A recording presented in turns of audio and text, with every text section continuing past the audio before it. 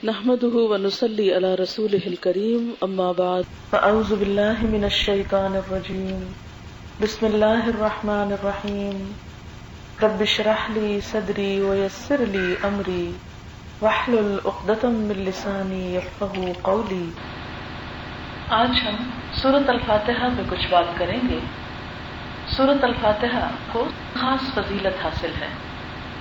پھر قرآن پاک کے اندر ان آیات کا خاص ذکر بھی ہوا کہ لقد آتیناک سبعا من المثانی والقرآن العظیم، کہ اے حبیب محمد صلی اللہ علیہ وسلم ہم نے آپ کو 7 بار بار دہرائی جانے والی آیات اور قرآن عظیم عطا کیا ہے۔ یہ آیات جہاں نمبر میں 7 ہیں، وہاں ہم سب انہیں زندگی میں سب سے زیادہ دہراتے ہیں، سب سے زیادہ ان کی ریپیٹیشن ہوتی ہے۔ اور ان آیات کی اہمیت کا اندازہ آپ اس بات سے لگا سکتے ہیں کہ انہیں نماز کا حصہ قرار دیا گیا ہے۔ جیسا کہ آپ جانتے ہیں کہ نماز کے بغیر اسلام کا کوئی تصور نہیں، اسی طرح سورۃ الفاتحہ کے بغیر نماز کا کوئی تصور نہیں۔ ایک روایت میں آتا ہے لا صلاۃ لمن لم یقرأ بفاتحۃ الکتاب، اس کی نماز ہی نہیں جس نے نماز کے اندر سورۃ الفاتحہ کو نہ پڑھا ہو۔ نماز ہم دن میں 5 مرتبہ پڑھتے ہیں جو فرض ہے، اور ان میں ہم فرائض کے علاوہ سنت اور نفل بھی پڑھتے ہیں۔ اگر صرف فرائض کی تعداد جمع کی جائے تو کم از کم 17 بنتی ہے، اور ہر رکعت میں سورۃ الفاتحہ لازمی پڑھی جاتی ہے۔ اور اگر ہم سنتوں اور نوافل کو بھی شامل کر لیں تو یہ تعداد کئی گنا زیادہ بڑھ جاتی ہے۔ تو سوال یہ پیدا ہوتا ہے کہ آخر کیا بات ہے، کیا وجہ ہے کہ اس سورت کو ہمیں اتنی دفعہ پڑھوایا گیا، اتنی زیادہ تکرار کروائی گئی؟ تو بات یہ ہے کہ اس حکمت کو اسی وقت جانا جا سکتا ہے جب ہم اس کے الفاظ پر غور بھی کریں۔ اور چونکہ ہم نماز میں پڑھتے ہیں اس لیے مناسب معلوم ہوتا ہے کہ ہم اس کے معنی کو اچھی طرح سمجھ لیں، اور اگر ہم جانتے بھی ہیں تو پھر دہرانے میں بھی کوئی حرج نہیں، ان باتوں کو پھر سے دہرا لیں تاکہ نمازوں کے اندر خشوع و خضوع پیدا ہو۔ عموماً یہ ہوتا ہے کہ ہم نماز پڑھ بھی لیتے ہیں فرض سمجھ کر، لیکن پڑھنے کے بعد جائے نماز طے کرتے ہوئے یہ احساس ہوتا ہے گویا کچھ بھی نہیں پڑھا۔ وہ نماز ہماری زندگی میں، ہمارے دل میں کوئی اثر نہیں ڈالتی، ہماری عملی زندگی میں اس کی کوئی تاثیر نظر نہیں آتی، کوئی تبدیلی نظر نہیں آتی۔ اور بہت سے لوگ یہ اعتراض کرنے میں حق بجانب ہوتے ہیں کیا فائدہ نماز کا جب نماز پڑھ کر بھی ایسے ہی کام کرنا ہے۔ تو اس کی بھی ایک بنیادی وجہ ہے کہ ہماری عوام تو کیا، وہ لوگ جو نمازوں کی قیادت کرتے ہیں، امام، ان کا بھی حال یہ ہے کہ اکثریت نماز کا ترجمہ نہیں جانتی۔ تو اگر اماموں کا یہ حال ہو جائے تو عوام تو پھر بے قصور ہے۔ اسلامک یونیورسٹی کی دعویٰ اکیڈمی نے کچھ سال پہلے ایک سروے کرایا تھا پاکستان کی مساجد کا، اور سروے میں 1,20,000 مسجدوں کو شامل کیا گیا۔ اس میں گاؤں بھی، شہر بھی، دیہات، ہر جگہ شامل تھی۔ ان کا ڈاٹا جمع کیا گیا، ان کے نمبرز لیے گئے، اور اس میں کیا دیکھا گیا کہ کتنے مسجدوں کے امام ایسے ہیں جو نماز کا کم از کم ترجمہ جانتے ہوں، باقی قرآن تو نہیں، صرف نماز کا ترجمہ۔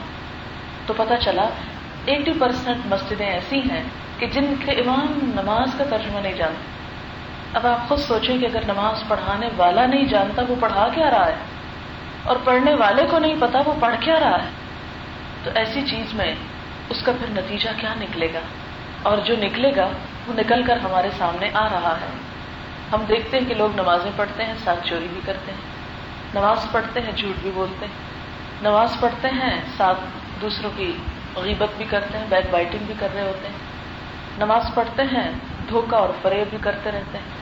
تو آخر کیا وجہ ہے کہ ان کی نماز انہیں برائی سے نہیں روکتی؟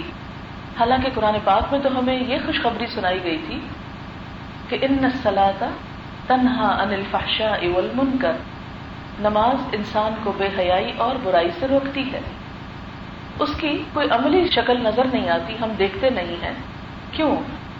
کیا اللہ کی یہ بات نعوذ باللہ درست نہیں، یا کہیں خرابی ہمارے اندر ہے؟ تو اللہ کی بات میں تو کوئی غلطی نہیں ہو سکتی، کوئی کمی نہیں ہو سکتی۔ خامی ہمارے اندر ہو سکتی ہے، کمی ہم میں ہو سکتی ہے، تو ہمیں اپنا جائزہ لینا ہے کہ ہم کہاں کمی کر رہے ہیں.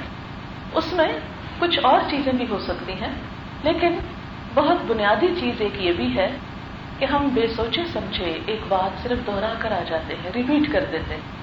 چونکہ اللہ کا کلام ہے اس لیے وقتی طور پر کچھ نہ کچھ سکون ہو ہی جاتا ہے دل کو، کیونکہ قرآن اللہ کے الفاظ ہیں، بابرکت کلام ہے. اور اس کا اندازہ اس سے بھی آپ کریں کہ اس کی ایک خاص تاثیر ہوتی ہے، اگر سمجھے بغیر بھی اس کو پڑھا جائے تو بھی اس کی تاثیر ہے. آپ نے دیکھا ہوگا کہ بعض اوقات جب میوزک بجتا ہے اس میں کوئی آواز نہیں ہوتی، کوئی بول نہیں ہوتا، کچھ کہا نہیں جا رہا ہوتا، لیکن اس میوزک سے آپ کے اوپر ایک خاص قسم کا ایفیکٹ ہوتا ہے. خالی میوزک بج رہا ہے، کچھ کہا نہیں جا رہا. مثلا بعض اوقات آپ جہاز میں بیٹھے ہیں، بعض اوقات کسی ادارے میں گئے ہیں، کسی خاص ماحول میں بیٹھے، کسی ریسٹورانٹ میں بیٹھے ہیں، ہلکا ہلکا میوزک بج رہا ہے. اب کیا ہوتا ہے، وہ جو میوزک بج رہا ہوتا ہے اس کا آپ کے اوپر ایک خاص اثر، آپ بیٹھے بیٹھے غمگین ہونے لگتے ہیں، بیٹھے بیٹھے خوش ہونے لگتے ہیں. تو ایک فرق تو پڑتا نا آواز کا، چاہے اس کے اندر معانی کچھ بھی نہ ہو.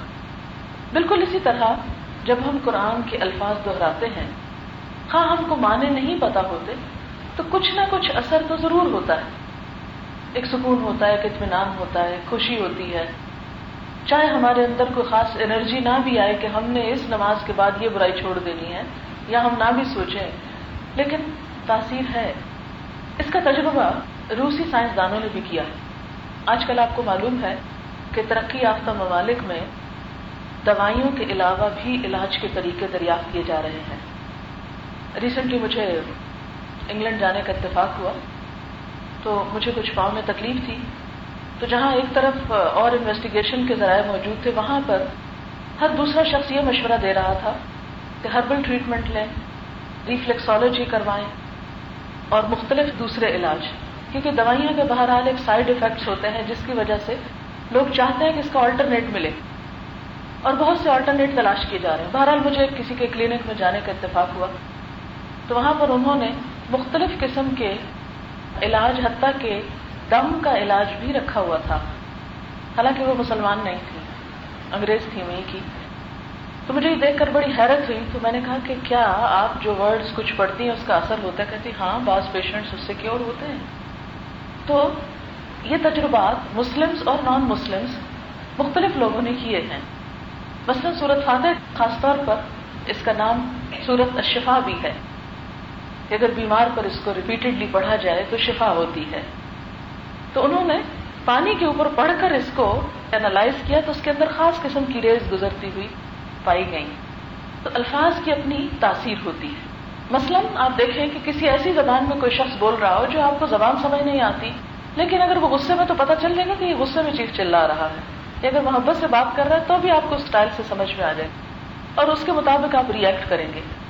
تو الفاظ میں اگرچہ برکت ہے، ایک ایک حرف پڑھنے کی 10 نیکیاں ہیں، نماز ہو جاتی ہے چاہے ترجمہ نہ بھی آتا ہو، لیکن وہ جو ایک تاثیر ہے، وہ جو فائدہ ہمیں ہونا چاہیے، وہ جو نماز کامیابی کی اور جنت کی کنجی ہے، اور وہ جو ہمیں غموں سے نجات دینے والی ہے اور بہت کچھ اس میں بھلائیاں اور خوبیاں بتائی گئی، وہ اسی وقت حاصل ہوگی جب ہم اس کا مطلب بھی سمجھتے ہیں. تو چونکہ باقی نماز کے علاوہ سورۃ فاتحہ بہت ریپیٹ ہوتی ہے، اس لیے مناسب معلوم ہوتا ہے کہ آج ہم اس کی چند آیات پر غور و فکر کرتے ہیں کہ اس میں ہمیں کیا میسج ہے جو بار بار دیا جاتا ہے. تو اس میں سب سے پہلے ہم اعوذ باللہ من الشیطان الرجیم پڑھتے ہیں، پھر بسم اللہ الرحمن الرحیم پڑھتے ہیں، اور پھر الحمدللہ رب العالمین کہتے ہیں. یہ جو پہلا لفظ ہے الحمدللہ، سب تعریف اللہ کے لیے ہے، سب شکر اللہ کے لیے ہے.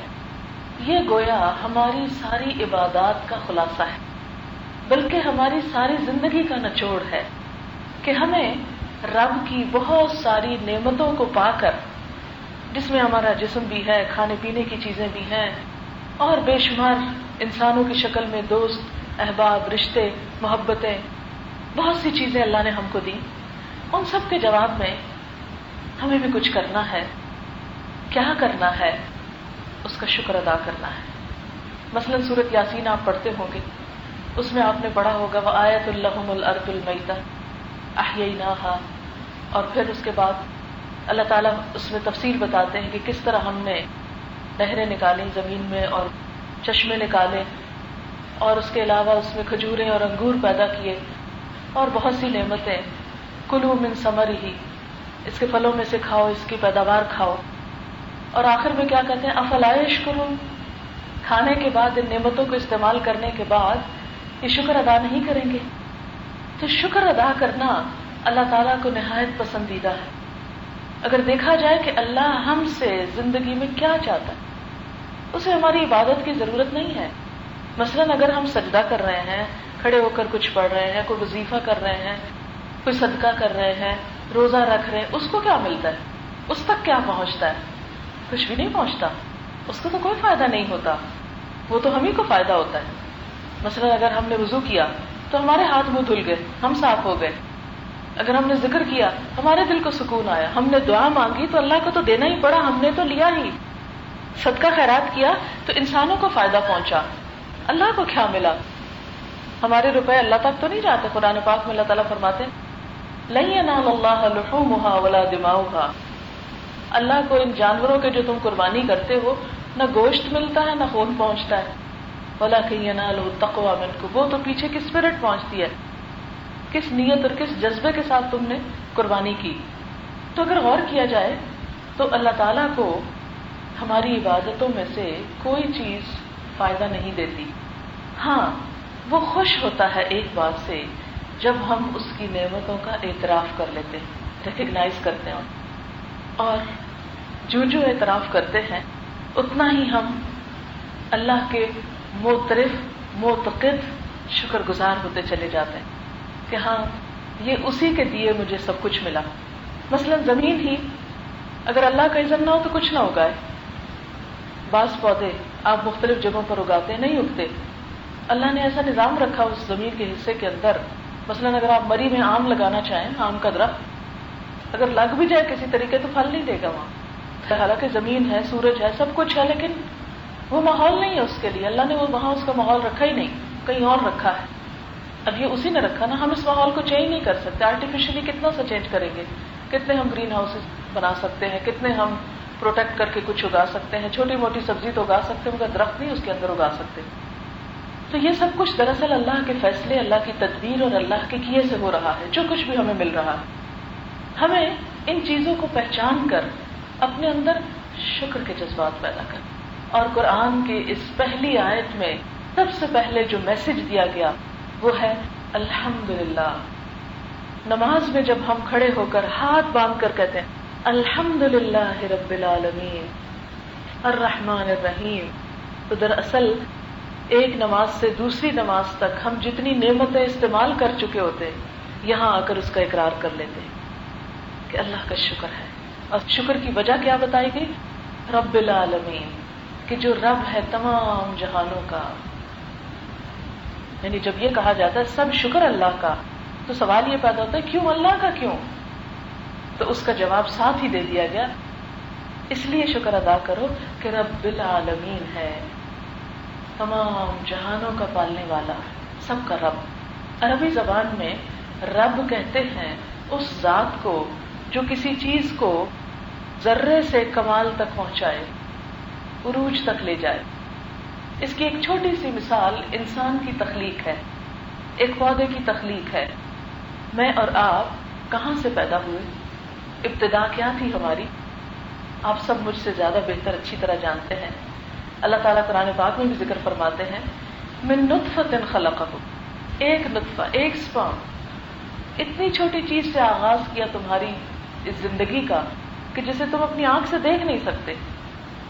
وہ ذرہ تھے ہم، ذرے سے ہم اتنے جیتے جاگتے جوان انسان بن گئے.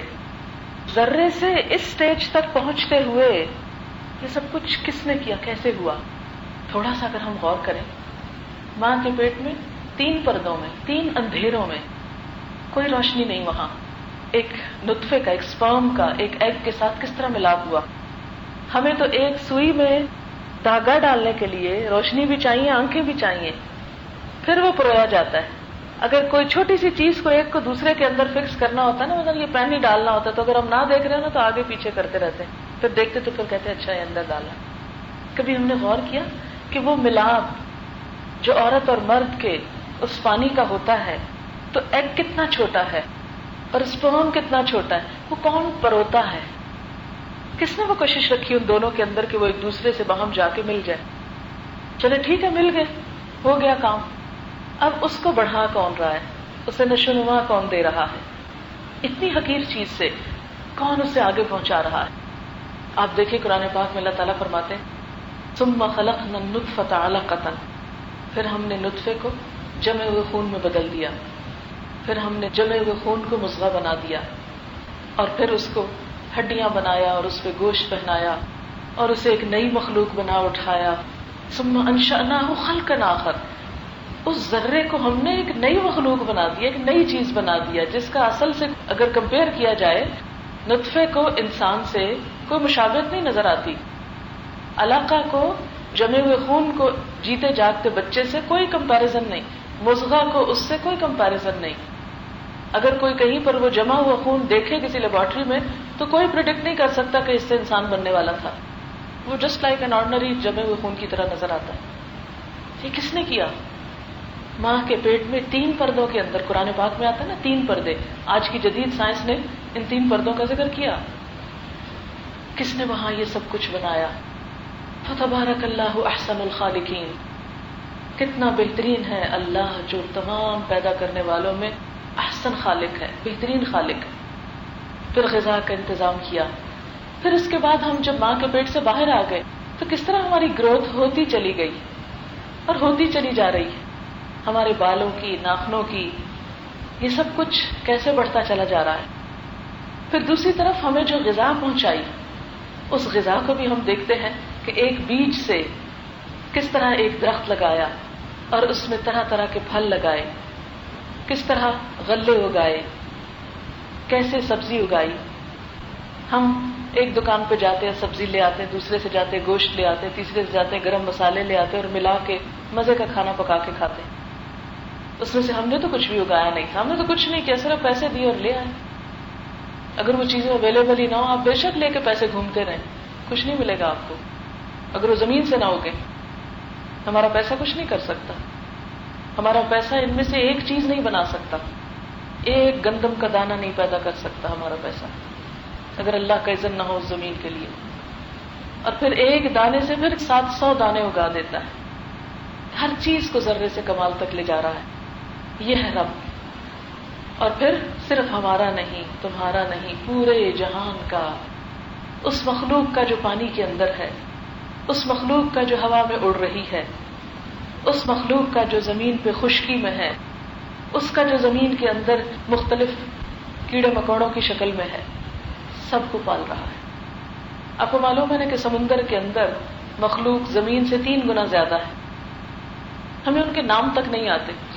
ہم نے سمندر کے سارے جانور دیکھے بھی نہیں ہیں، کیا کیا بلائیں اس کے اندر چھپی ہوئی ہیں. رب جو پرورش کرتا ہے رزق دے کر، کھلا کے ہمیں، صرف ایک دن سارے سمندری جانوروں کو اگر کسی ایک بڑی سے بڑی سپر پاور کے حوالے کر دیا جائے کہ آج مثلا امریکہ سارے سمندری جانوروں کے کھانے کا انتظام کرے گا صرف ایک ٹائم کا، تو اس کی ساری اکانومی ہل کے رہ جائے.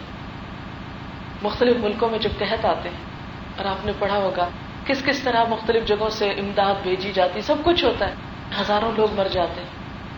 پرانے زمانے میں تو ہوا ہی کرتا تھا. اس دور میں بھی 80s میں جو افریقہ میں قحط آیا، ان دنوں میں برطانیہ میں تھی، تو مجھے یاد ہے کہ انہوں نے اپنے اسکولوں میں اعلان کیا تھا، تو چھوٹے چھوٹے بچے بھی تھیلے بھر بھر کے مختلف چیزوں کے انہوں نے جمع کرائے. پھر اس کے بعد وہاں سے خصوصی جہاز بھر بھر کے وہاں پہنچائے گئے.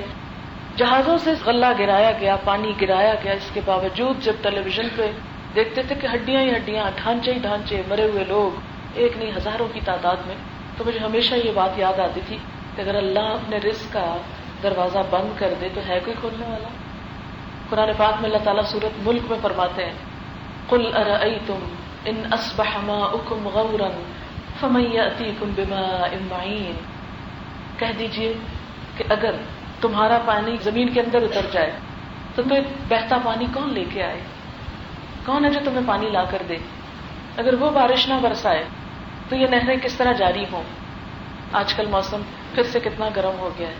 ہم لاکھ خواہش کریں بارش نہیں برسا سکتے. وہی برسائے گا تو یہ ٹھنڈک آئے گی، ورنہ پتہ نہیں کتنے دن اور تکلیف میں رہنا ہے. جتنا مرضی گھبرائیں، چیخیں چلائیں، لیکن ہمارے اختیار میں کچھ نہیں.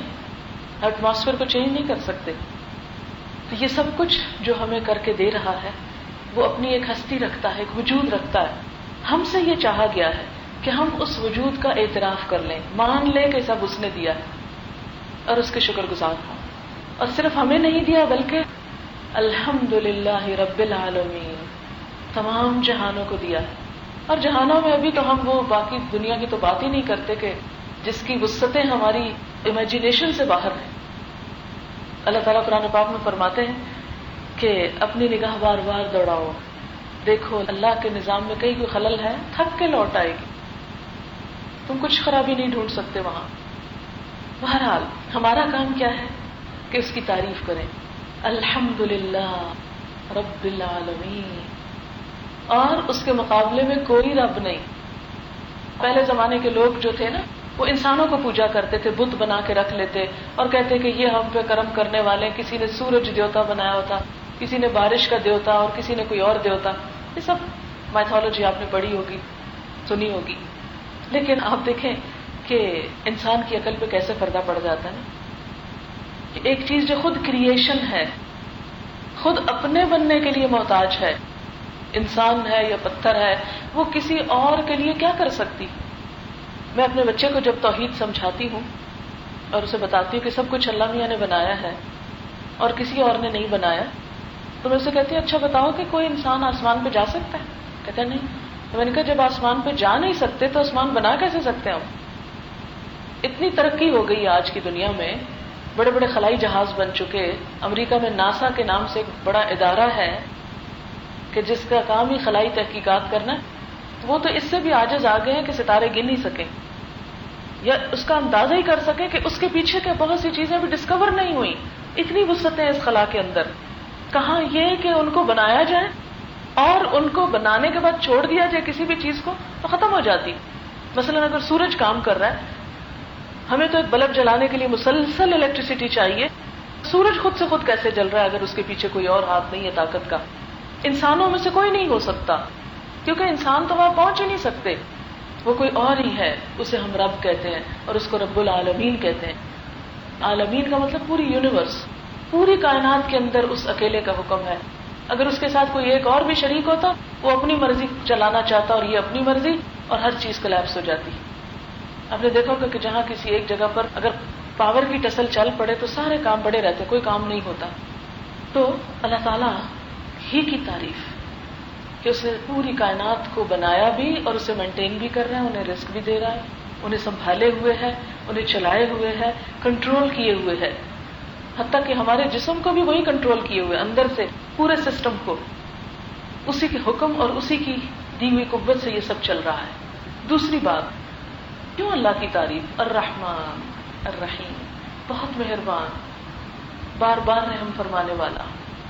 رحمان کا لفظ جو ہے فعلان کے وزن پر ہے عربی میں. اس میں ہوتا ہے بہت مبالغہ، حد سے زیادہ رحمت، اتنی جو کوئی تصور کر سکے.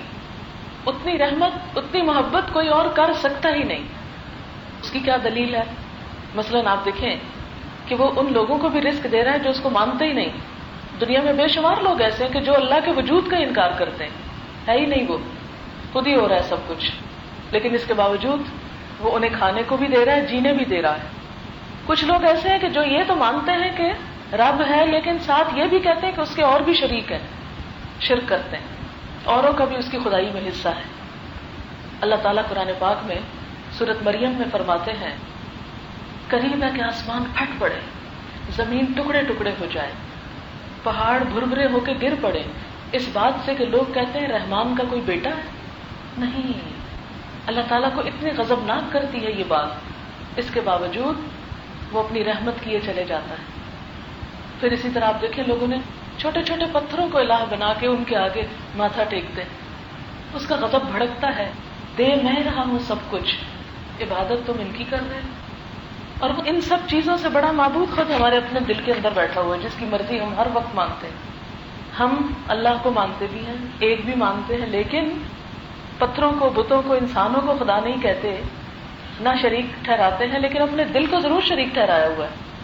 اللہ کا حکم ہوتا ہے ہو، لیکن مجھے کیا کرنا ہے؟ مجھے اپنے دل کی ماننی.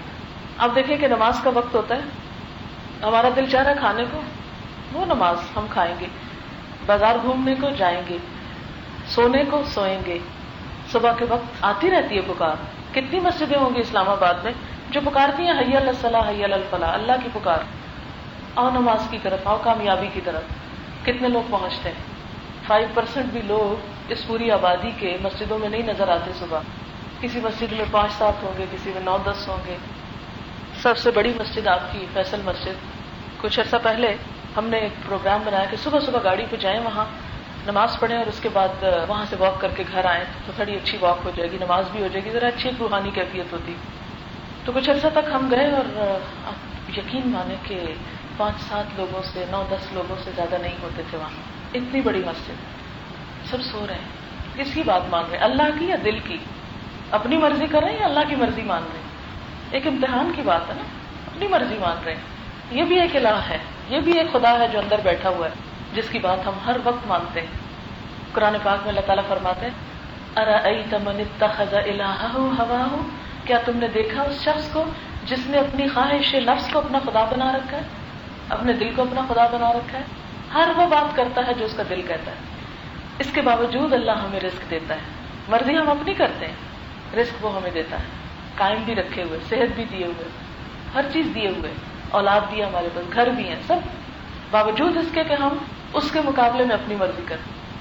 ہم اگر نماز نہ پڑھیں، کبھی ایسا تو نہیں ہوا کہ نماز نہ پڑھے تو اس وقت کا کھانا ہی نہ ہم کھا سکیں، ہمارا اسٹمک کام کرنا چھوڑ دے یا ہماری دانت کام کرنا چھوڑ دے؟ نہیں. تو یہ سب کچھ اس کی نافرمانیوں کے باوجود ہمیں جو ملتا چلا جا رہا ہے، یہ ہے کیا دراصل؟ اس لیے وہ بہت کائنڈ ہے، بہت مہربان ہے، بہت رحمت کرنے والا ہے. آپ دیکھیں کہ ہم اپنے بچوں کو کیا دیتے ہیں؟ جنم دے دیتے ہیں، تھوڑا بہت انہیں پڑھا دیتے ہیں، تھوڑے سے احسان کر دیتے ہیں، اس کے بعد ہم ان پہ کتنے حق جتاتے ہیں کہ وہ یہ بھی کریں، ہمارے لیے یہ بھی کریں. اور آپ نے دیکھا ہوگا کہ جن ماؤں کے بچے بڑے ہو کر ماؤں کو گھر سے نکال دیتے ہیں، وہ مائیں کتنی دکھی ہو جاتی ہیں. تو ہم دیکھتے ہیں کہ ہمیں اگر ہمارے بچے کچھ برا بلا کہہ دیں، کوئی بات نہ مانے، کتنے دکھی ہو جاتے ہیں ہم.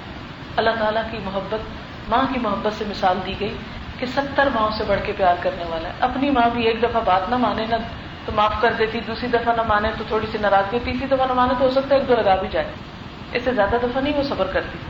ہم ہیں کہ سال ہر سال نافرمانیاں کرتے جاتے ہیں. مثلا فجری کی نماز اپنی مرضی سے اٹھ کے پڑھنی ہے، اگر پڑھنی ہے، ورنہ پڑھنی بھی نہیں.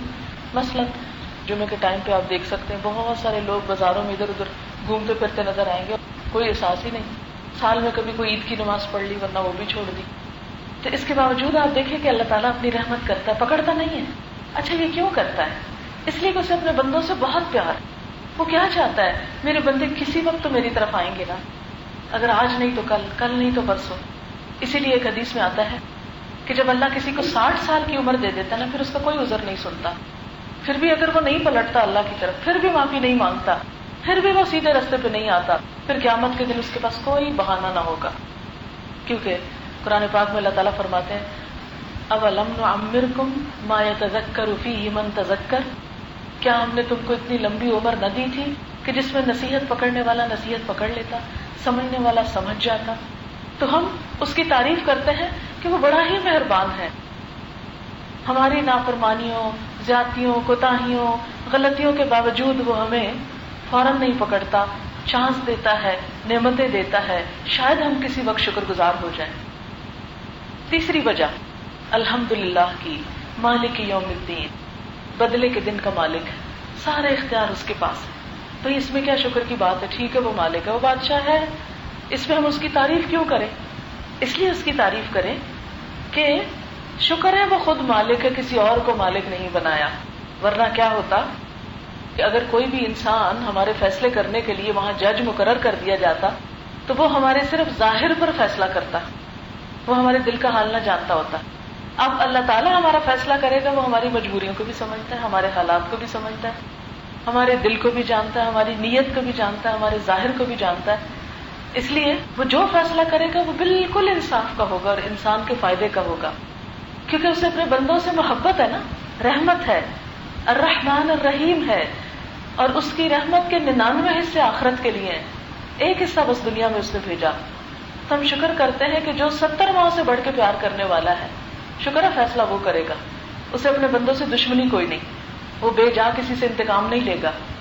آپ دیکھیں کہ ہمیں تو کسی کے بارے میں شک بھی پڑ جائے نا کہ وہ ہمارے بارے میں اچھا نہیں سوچتا یا اس نے ہمارے ساتھ اچھا نہیں کیا، کوئی دلیل اور کوئی ریزن نہ بھی ہمارے سامنے، تو ہم بلا وجہ اس کے ساتھ ایک مخالفت پہ تل جاتے ہیں. ہم اس کے ساتھ بھلا نہیں کر سکتے. ذرا ہمیں احساس ہو کہ فلاں شخص ہمارے ساتھ زیادتی کر رہا ہے، جواباً دیکھیں ہمارا رویہ کیا ہوگا. ہم اس سے بڑھ کے اس سے زیادتی کرنے کا سوچیں گے. وہ نہیں ہم سے ملنا چاہتا، اس نے ہمارے ساتھ ایسا کیا، دیکھنا میں اس کو کیسا مزہ چکھاتی ہوں، میں تو ساری زندگی اس کی شکل نہ دیکھوں. اور پتہ نہیں کہاں کہاں تک بڑھ جاتے ہیں.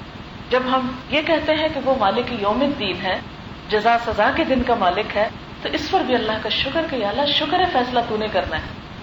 ورنہ آپ نے دیکھا ہوگا کہ دنیا میں بچے اپنے ماں باپ سے شکوہ کرتے رہتے ہیں، آپ نے ہمارے لیے کچھ نہیں کیا، آپ نے انصاف نہیں کیا. دنیا کی کسی عدالت پر انسان مطمئن نہیں ہوتا. جس کے بھی خلاف فیصلہ وہ کیا کہتا ہے، میرے ساتھ انصاف نہیں ہوا، خواہ کسی نے انصاف کیا بھی ہو. تو اللہ تعالیٰ جب انصاف کرنے لگیں گے تو انسان کے اعمال نامے بھی رکھے جائیں گے لا کے، وبدع الکتاب وجیء بالنبیین، انبیاء بھی لائے جائیں گے، جو ماحول ہے اس کو بھی لایا جائے گا، لوگ بھی گواہ ہوں گے، حتیٰ کہ انسان کا اپنا جسم بھی گواہ ہوگا. اور ان سب کو اکٹھا کرنا گواہی کے لیے یہ صرف اللہ کے بس میں ہے، اور کوئی نہیں اکٹھا کر سکتا.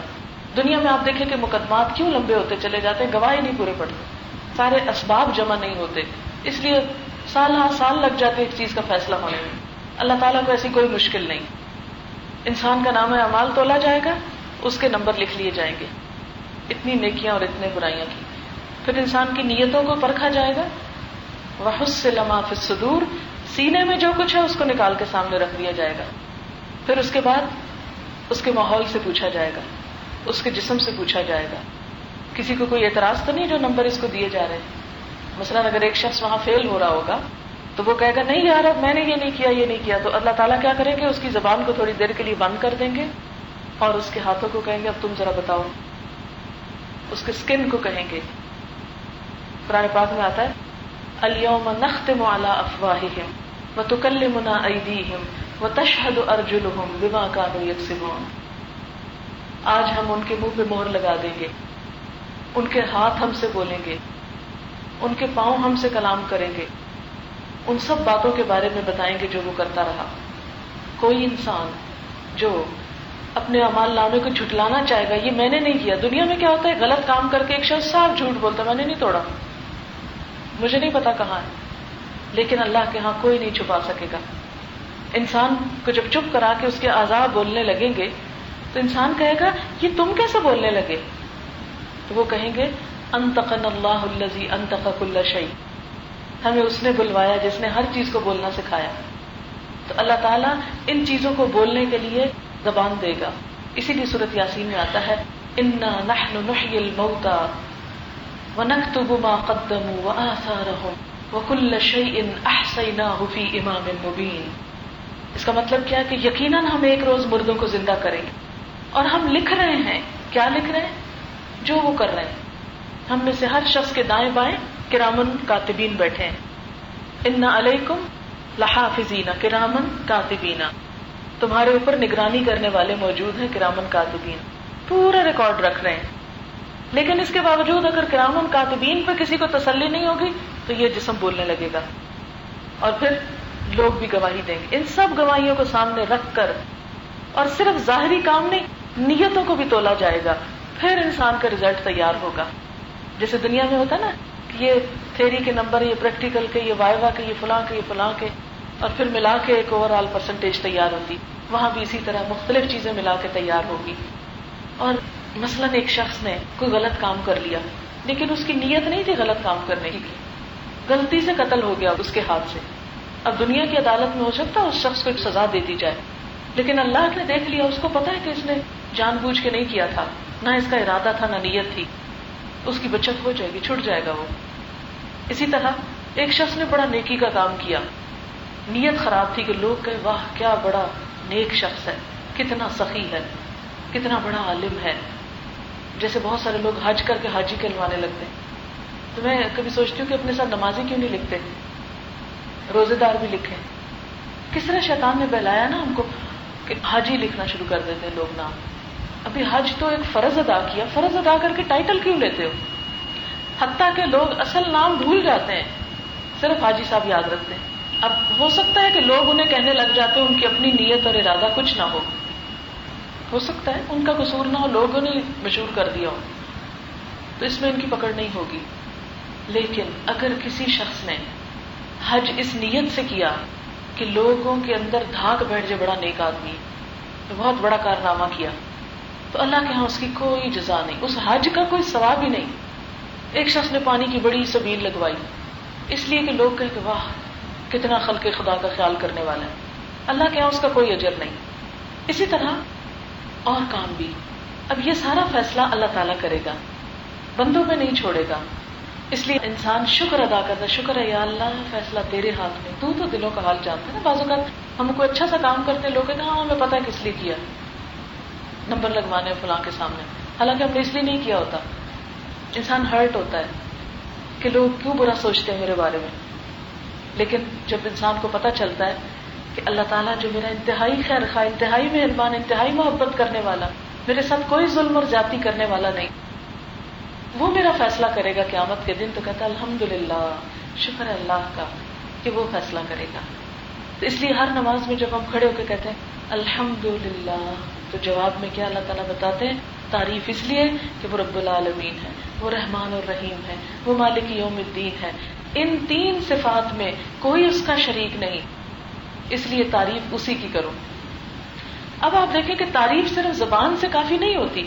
مثلا آپ کسی کی خوشامد کرتے رہے، زبان سے تعریف کرتے ہیں، آپ تو بہت اچھے ہیں، آپ تو بہت کائنڈ ہیں، ایسے ہیں اور ایسے ہیں. اور اگر کسی دن وہ آپ کو کوئی کام کہے تو آپ کہ سوری یہ کام میں نہیں کر سکتی، ویسے آپ کی روز خوش آمدید کرنے کو تیار ہے. ہمارا بھی معاملہ کچھ ایسا ہی ہو گیا کہ ہم اللہ تعالیٰ سے محبت کے دعوے کرتے رہتے ہیں، اس کی تعریفیں بھی کرتے رہتے ہیں، نظموں میں پڑھتے رہتے ہیں، لیکن اگر اللہ تعالیٰ کی نماز پڑھو اور میرے نام پر میرے بھوکے بندے کو کھلاؤ تو ہم کنی کترا کے ادھر ادھر چلے جاتے ہیں. یہ کیسی محبت ہے؟ اس لیے شکر ادا کرنے کا طریقہ کیا بتایا؟ عبادت. اسی لیے ہم کہتے ہیں ایاک نعبد، صرف تیری ہم عبادت کرتے ہیں، وہ ایاک نستعین، صرف تجھ سے ہم مدد چاہتے ہیں. یعنی شکر کا اصل مرکز کیا ہے؟ دل، کہ دل اللہ کے ناموں کو ریکگنائز کر لے، اور جب شکر دل میں ہو تو عمل میں ڈھل جائے، عملی طور پر بھی ہم اسے کچھ کر کے دکھائیں اور اس کے لیے ہم اس کی عبادت کریں. عبادت میں کیا؟ نماز، روزہ، حج، زکات. اور صرف نماز روزہ نہیں بلکہ اس کے ساتھ ساتھ اور کیا ہے؟ جیسے کسی کو دیکھ کر مسکرا کے بات کرنا بھی عبادت ہے، بھوکے کو کھانا کھلانا بھی عبادت ہے. عبادت دراصل کیا ہے؟ اطاعت. عبد سے نکلا، عبد کہتے ہیں غلام کو. غلام کا کیا کام ہوتا ہے؟ آقا جو کہے کر لے. جیسے کسی کی نوکری کرتے ہیں نا، اب جو نوکری کی تو پھر نخرے کس بات کے، جو کہا کہ بس کر لینا ہے، جس وقت بلائیں گے آ جانا ہے، کیونکہ نوکری جو کر رہے ہیں اپنی مرضی کے مالک نہیں. جب آپ جاب کرتے ہیں مثلا تو مرضی کی بات نہیں ہوتی، پھر تو جہاں کر رہے ہیں ان کی مرضی ہے. آپ کو چھٹی دیں یا نہ دیں آپ ناراض نہیں ہو سکتے ان سے، اور ہونا بھی نہیں چاہیے اس لیے کہ آپ نے کمٹ کیا ہے. تو اسی طرح جب ہم کہتے ہیں الحمدللہ، اللہ تیری تعریف ہے، تیرا شکر ہے، تو پھر اللہ تعالیٰ کہتے ہیں کہ ذرا اس کا عملی ثبوت بھی دو. اور پھر ہم کیا کرتے ہیں؟ یا اللہ چونکہ تو نے سب کچھ دیا اس لیے میں تیرا ہی بندہ ہوں. ایاک نعبد، صرف تیری ہم عبادت کرتے ہیں. وایاک نستعین، صرف تجھ سے مدد مانگتے. آپ دیکھیں کہ عبادت اور دعا ساتھ ساتھ ہے.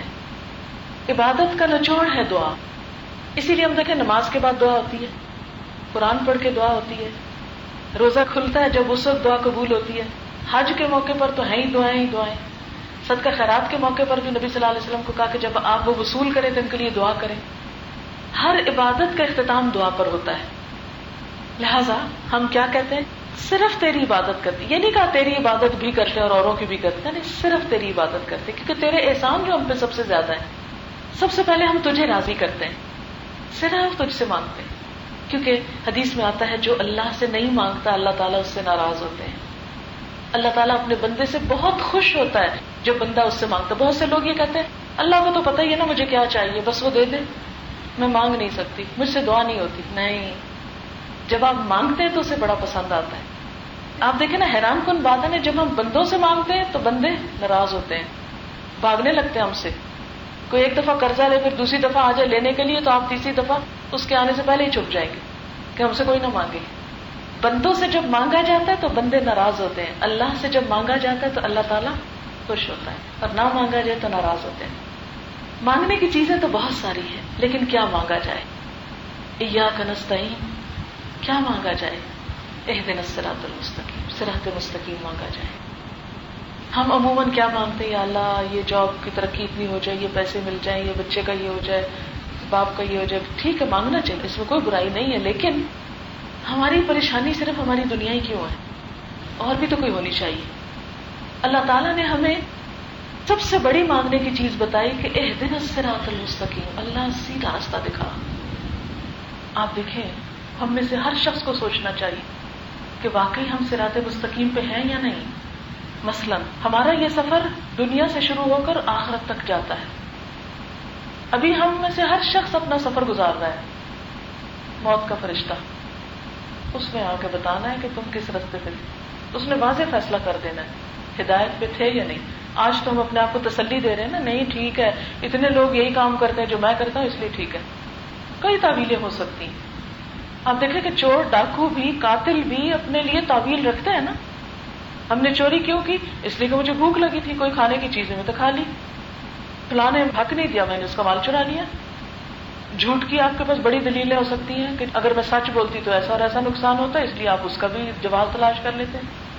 کسی کی برائی کرتے ہیں تو آپ کہتے ہیں کہ میں جھوٹ کہہ رہی ہوں، سچ ہی تو کہہ رہی ہوں، فلانا ایسا اور ایسا ہے، اس کی بھی دلیل ہے ہمارے پاس. کوئی غلط کام ہم کریں ہمارے پاس سب کی دلیل ہے. سوچنا چاہیے کیا یہ ویسی ہی دلیل ہے جو اللہ کو قبول ہو جائے گی؟ اللہ مان جائے گا ہماری اس دلیل کو؟ نہیں، جو اس نے حرام قرار دیا وہ حرام ہے.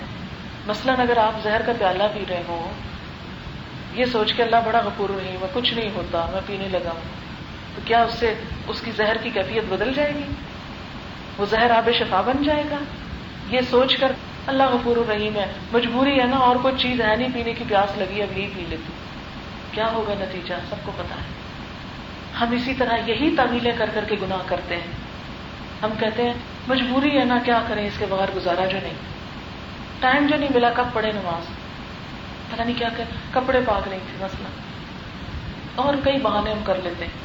نہیں، یہ کہنے سے حقیقت نہیں بدلے گی، فرض نہیں ٹلے گا. وہاں تو حکم یہ ہے کہ نزع کا عالم ہے، ہوش میں ہو تو اب بھی پڑھ لو، بیمار ہو نہیں کھڑے ہو سکتے بیٹھ کے پڑھ لو، نہیں بیٹھا جا رہا ٹیک لگا لو، لیٹ جاؤ، اشارے سے پڑھ لو، تیمم کر لو. جنگ ہو رہی ہے پھر بھی نماز پڑھنی ہے، قرآن میں اس کا طریقہ بتایا گیا. اتنی اہم چیز، اور ہم چھوٹی چھوٹی باتوں سے تعویلیں کر کے بیٹھ جاتے ہیں. یہ جھوٹی تعویل ہم کو ہی نقصان دے گی، اس کی کیفیت نہیں بدلے گی. مثلاً اگر آپ ٹرین سے لاہور جا رہے ہیں، آپ بیٹھے ہیں، کھا پی رہے ہیں، گپ شپ کر رہے ہیں، سین دیکھ رہے ہیں، انجوائے کر رہے ہیں، کیونکہ آپ کو پتا ہے کہ جو سفر کٹ رہا ہے منزل قریب آ رہی ہے. اتنے میں یکا یک ریلوے کا کوئی شخص آپ کو آ کے کہتا ہے جی آپ تو پشاور کی ٹرین پہ بیٹھے ہیں. اب آپ دیکھیں کہ آپ کے دل کی حالت یکا یک کیا ہو جائے گی.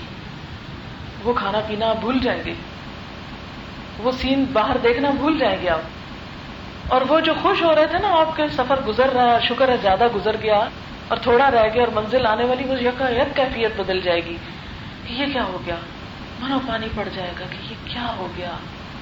کیونکہ پیسے بھی ضائع گئے، وقت بھی ضائع گیا، تھکے بھی آپ. وہ جو ابھی تک آپ تھکے ہوئے نہیں تھے اب آپ بالکل تھک جائیں گے.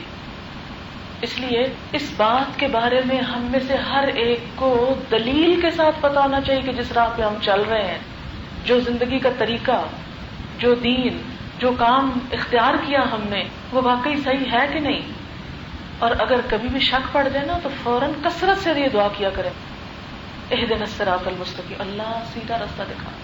کبھی اپنے کام پہ مطمئن نہیں ہونا چاہیے، کبھی یہ نہیں سوچنا چاہیے میں تو بڑا نیک ہو گیا ہوں، بڑے اچھے کام کر لیے میں نے. کر کے بھی سوچنا چاہیے شاید کوئی غلطی نہ رہ گئی ہو. اس سے کیا ہوگا؟ امپروومنٹ ہوگی. اس لیے ہم سب سے زیادہ یہ دعا مانگتے ہیں اہدنا الصراط المستقیم صراط الذین انعمت علیہم. مزید تاکید اللہ ان لوگوں کا راستہ جن پہ تو نے انعام کیا، جن سے تو خوش ہو گیا، ہمیں ان جیسا بنا دے. جن کا کام تجھے پسند آ گیا ہمیں بھی وہی کام کرنے کی توفیق دے. غیر المغضوب علیہم، ہم ان جیسا کام نہ کریں جن پہ تیرا غضب ہوا، جن سے تو ناراض ہو گیا. ولا الضالین، اور نہ بھٹکے ہوئے لوگوں کا راستہ ہمیں چاہیے، کیونکہ پچھلی قوموں میں کچھ لوگوں پہ اللہ کا غضب ہوا. قرآن پاک میں یہود کے بارے میں آتا ہے کہ ضربت علیہم الذلۃ والمسکنۃ وباءوا بغضب من اللہ. ان پہ اللہ کی طرف سے ذلت اور مسکنت آئی، یعنی ان پہ ذلت اور رسوائی آئی، اور وہ اللہ کے غضب کے ساتھ پلٹے کیونکہ بار بار اللہ کی نافرمانیاں کرتے تھے. اسی طرح کچھ اور قوموں کے بارے میں کہا گیا کہ وہ سیدھے رستے سے بھٹک کے دوسری طرف چل پڑے، وہ شرک میں مبتلا ہو گئے. تو اے اللہ ہمیں تو ہر اس کام سے بچانا کہ جس سے تیری ناراضگی ہو اور جس سے ہم سیدھا راستہ چھوڑ کے کہیں اور چل پڑیں. یہ ہے وہ دعا جو دن میں ہر نماز کی ہر رکعت میں ہم پڑھتے ہیں. شعور کے ساتھ پڑھیں گے تو انشاءاللہ اس کے اثرات، اس کے فائدے ہمیں نظر آنے لگیں گے. ہمارا ضمیر جاگ اٹھے گا، چھوٹی سی غلطی پہ بھی ہمیں ہلائے گا کہ نہیں یہ ٹھیک نہیں کر رہے، یہ سیدھا راستہ نہیں ہے، غلط چلنے لگے ہو.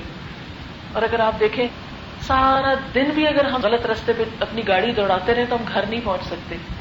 جگہ نہ مل رہی ہے تو میں ہمیشہ یہ آیت دہراتی ہوں، میں کہتی ہوں یا اللہ کتنی بڑی نعمت ہے جو تو نے ہر نماز کے ساتھ مانگنے کو کہی کہ سیدھا راستہ دکھا. واقعی اگر کسی جگہ کا راستہ نہ آتا ہو تو کتنی خواری ہوتی ہے، تھکن الگ ہوتی ہے، پیٹرول الگ ضائع ہوتا ہے، وقت الگ ضائع ہوتا ہے. جس کام کو جانا تھا وہ وہاں ہو چکا ہوتا ہے جب تک پھر ہم جاتے ہیں.